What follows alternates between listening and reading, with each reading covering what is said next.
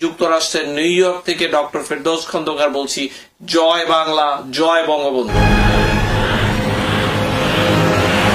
জয় বাংলা, জয় বঙ্গবন্ধু।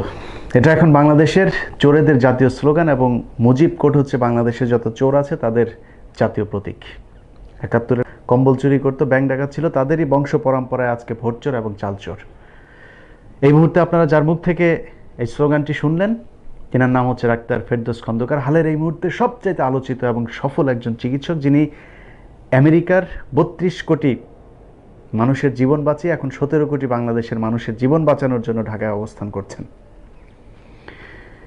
বাংলাদেশের যেসব বিএনপি এবং জামায়াতের ভাইরা আছেন, তিনাদের কাছেও এখন এই মুহূর্তে তিনি ফেরেশতা হিসেবে আবির্ভূত হয়েছেন, কারণ সরকার তাকে নজরদারিতে রেখেছেন এবং প্রশ্ন উঠেছে যে এই খন্দকার মুস্তাক এবং কর্নেল রশিদের খুব নিকট আত্মীয় হচ্ছে ডাক্তার ফেরদৌস খন্দকার। রোববার বিকেলে একটি ফ্লাইটে নিউ ইয়র্ক থেকে তার দেশে ফেরার কথা রয়েছে। সামাজিক যোগাযোগ মাধ্যমে আমেরিকার জ্যাকসন হাইটসে মানুষের বাড়ি বাড়ি গিয়ে চিকিৎসা করার ভিডিও ভাইরাল হলেও প্রবাসী বাংলাদেশিদের সাহায্য না করার অভিযোগ উঠেছে এর মধ্যে।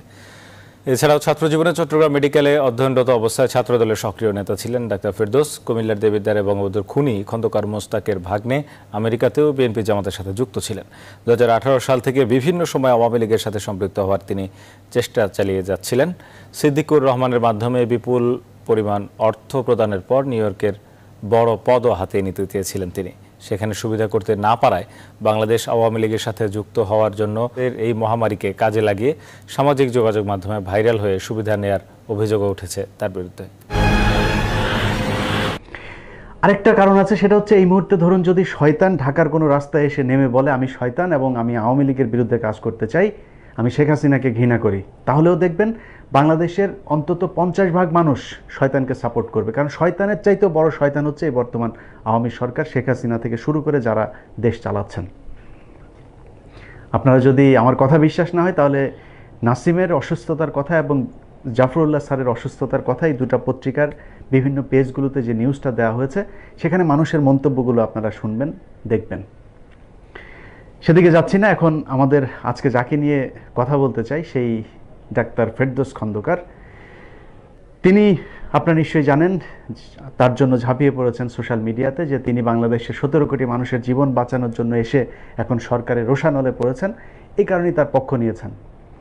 কিন্তু আপনাদের খুব বিনয়ের সাথে বলতে চাই, ডাক্তার ফেরদৌস খন্দকার ১৭ কোটি মানুষের জীবন বাঁচাতে যায়নি, তিনি ১৭ কোটি মানুষকে মারতে গিয়েছেন, তাদের জীবন হুমকির মুখোমুখি করবার জন্য গিয়েছেন। কেন বলছি কথাটা, সেটার একেবারে যুক্তি, তথ্য, প্রমাণ সহ আপনাদের সামনে উপস্থাপন করব। তার আগে ছোট করে আমি কিছু কথা বলতে চাই, যেটা আপনার একেবারে সাধারণ কমন সেন্স যদি খাটান তাহলে উত্তরগুলো পেয়ে যাবেন। তিনার একটা ইউটিউব চ্যানেল আছে, সেখানে আমি ঘাটাঘাটি করে দেখলাম যে শুধুমাত্র যৌনতা নিয়েই তার সব ধরনের ভিডিও। পরে শুনলাম তিনি একজন মেডিসিন বিশেষজ্ঞ। তো তার ভিডিওগুলো যদি আপনি দেখেন তাহলে মনে হবে মানুষের শারীরিক সমস্যা একমাত্র যৌন সমস্যায় আছে, এছাড়া আর পৃথিবীর মধ্যে কোনো সমস্যা মানুষের নেই।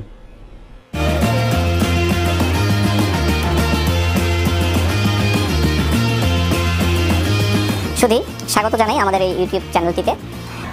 আপনারা সবাই নিশ্চয়ই ধ্বজভঙ্গ এই কথাটির সাথে পরিচিত।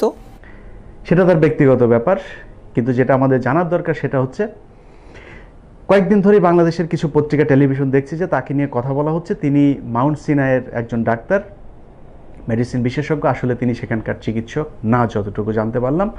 তিনি এখানকার রেজিস্টার্ড একজন ডাক্তার, কিন্তু সেই হাসপাতালে তিনি রোগী ট্রান্সফার করেন, অর্থাৎ রেফার করেন, যে কারণে তিনি এখন নাম বেচে শুরু করেছেন যে তিনি হচ্ছে মাউন্ট সিনাইয়ের একজন ডাক্তার। এটা হচ্ছে ১ নাম্বার। ২ নাম্বার হচ্ছে তিনি বাংলাদেশে এখন গিয়েছেন কেন? বাংলাদেশে এই যে অবস্থা চলছে, চিকিৎসার যে একটা টালমাটাল অবস্থা, সেটা থেকে বাংলাদেশের চিকিৎসকরা পারছেন না। তিনাকে এমনভাবে কয়েকটা পত্রিকা হাইলাইট করলো যেন তিনি যাওয়ার পরে বাংলাদেশে আর এই ধরনের কোনো সমস্যাই থাকবে না। আচ্ছা, বাংলাদেশে এই যে চিকিৎসকরা আছেন, আমি অন্তত ২ ডজন মেডিসিন বিশেষজ্ঞের নাম বলতে পারবো, ডক্টর এবিএম আবদুল্লাহ সহ, যাদের কাছে এফসিপিএস, এফআরসিএস এগুলো করতে হবে না, এমবিবিএস এর অনেক কিছু আছে যেটা আমেরিকার চিকিৎসকদের যে শিখতে হবে।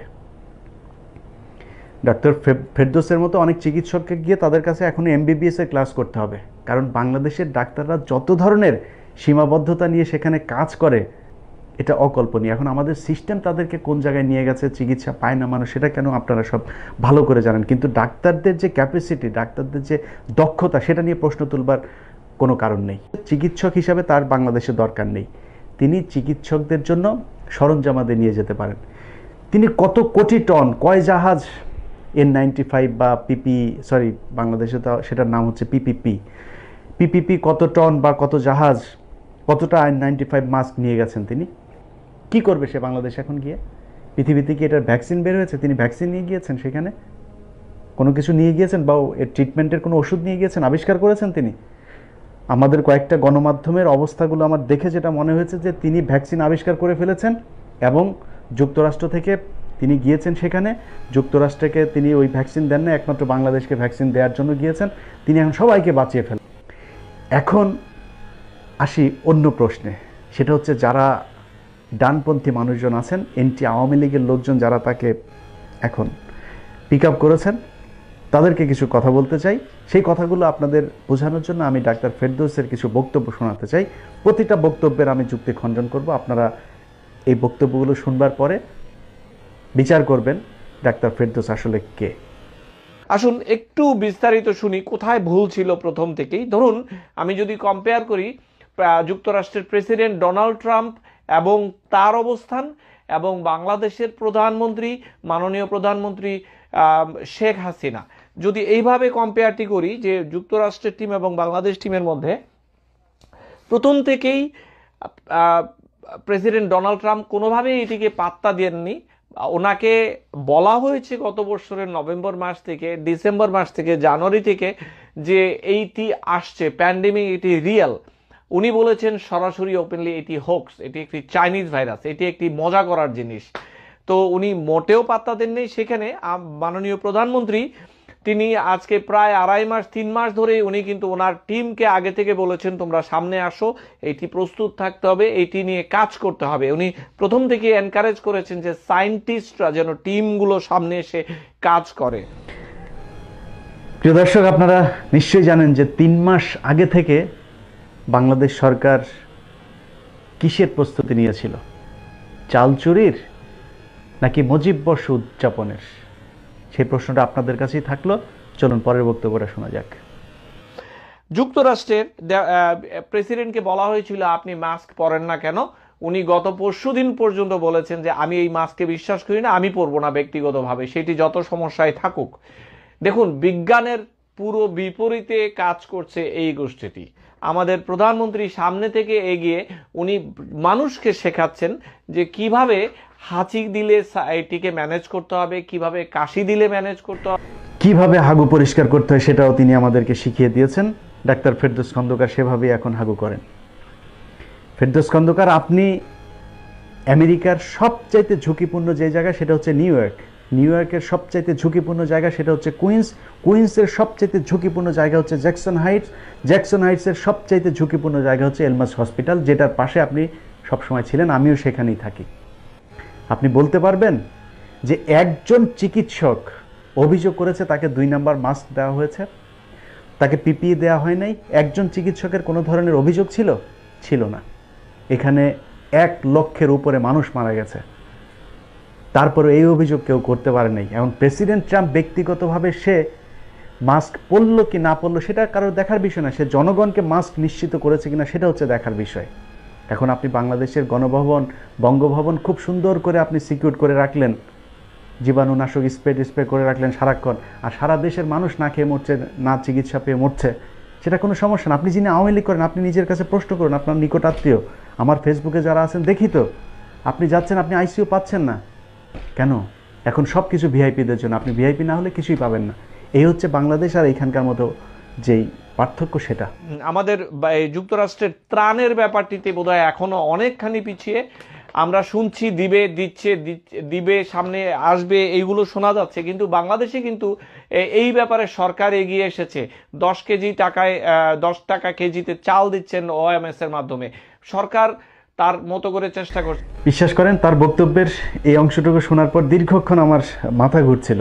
যেই দেশের নুন তিনি খাচ্ছেন সেই দেশটাতে বসেই তিনি সেই দেশের বিরুদ্ধে মিথ্যাচার করছেন। আমেরিকাতে যারা আছেন আপনারা সবাই জানেন যে যুক্তরাষ্ট্রের সরকার কি পরিমাণে আর্থিক সাপোর্ট এই দেশের মানুষকে দিচ্ছেন। প্রতিটা মানুষকে তিনি নিজে তার পরিবারে যতজন মানুষ আছে $1200 করে পেয়েছেন। এখন পর্যন্ত যারা কাজ করেছে সেই মানুষগুলোর যে পরিমাণে টাকা সে বেতন পেত, ইনকাম করত, আমি সহ, তারা সবাই তার একটা সার্টেন অ্যামাউন্ট এখন পর্যন্ত পাচ্ছেন এবং সেটার অঙ্কটা খুব কম না। ধরুন আমার কথাই বলি, আমি প্রতি মাসে প্রায় $3600 পাচ্ছি সরকারের কাছ থেকে একেবারে বসে থেকে। এটা হচ্ছে এই দেশের ত্রাণের অবস্থা। আর ওএমএসের 10 টাকা কেজি চাল দিচ্ছেন, সেটার জন্য তিনি বাংলাদেশ সরকারকে আমেরিকার সরকারের উপরে বসালেন। তেলবাজির একটা সীমা থাকা দরকার। চলুন পরেরটুকু শোনা যাক।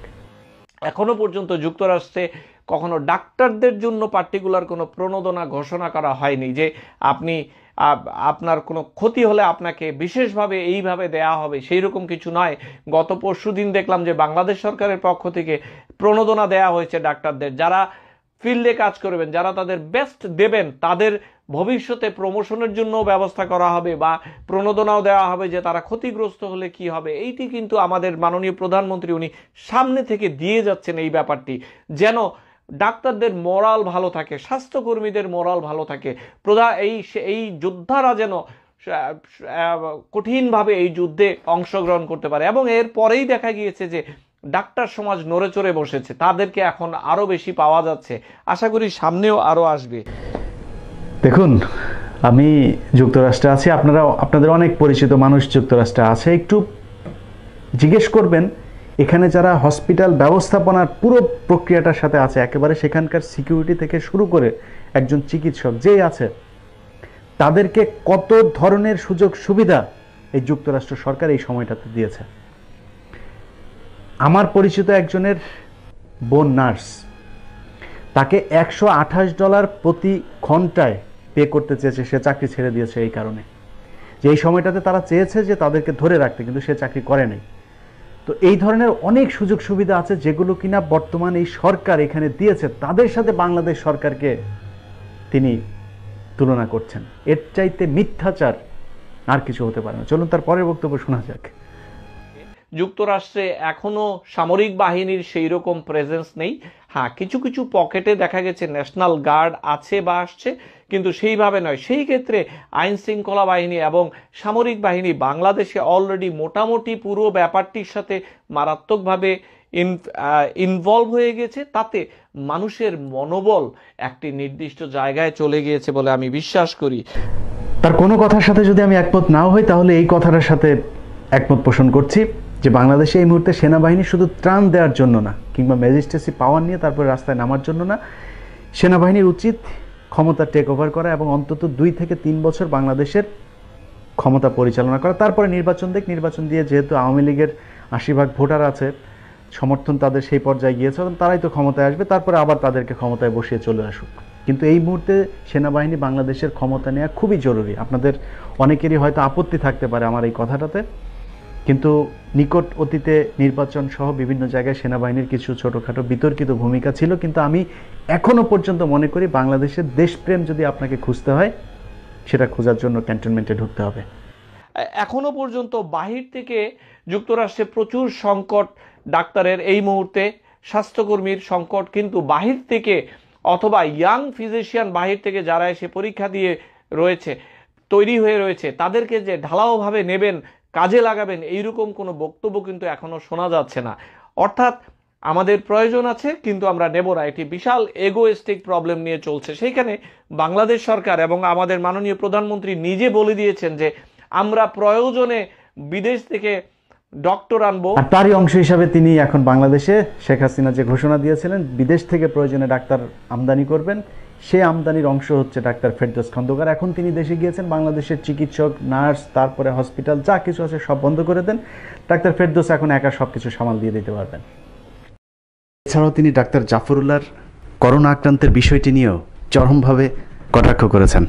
তিনি তার ফেসবুকের একটি কমেন্টে লিখেছেন, তিনি যে পরীক্ষা করিয়েছেন এই কিটে, তো সেটাও বলার উপায় নেই। প্রেগনেন্সি কিটের মতো এটা কার না কার তা কেউ জানে না। এটা আরেকটা স্ট্যান্ডবাজি আর কি, সরকারের ভদ্রতার অপব্যবহার করলো কাক্কু। অতএব এবার আপনারাই চিন্তা করুন, ডাক্তার ফেরদাউস 17 কোটি মানুষকে বাঁচাতে গিয়েছে নাকি বাংলাদেশের স্বাস্থ্য ব্যবস্থা আমেরিকার চাইতেও ভালো সেটা প্রতিষ্ঠিত করতে গিয়ে নিজের সুবিধা নেয়ার চেষ্টা করেছে। বাংলাদেশের মানুষগুলোর কাছে এখনও আল্লাহর ওয়াস্তে আমার একটা অনুরোধ, একজন মানুষ সম্পর্কে খারাপ ভালো যাই বলবেন, বলার আগে একটু তার সম্পর্কে জানেন, জেনে তারপরে একটা কথা বিশ্বাস করবেন। সবাই ভালো থাকবেন, আল্লাহ হাফেজ।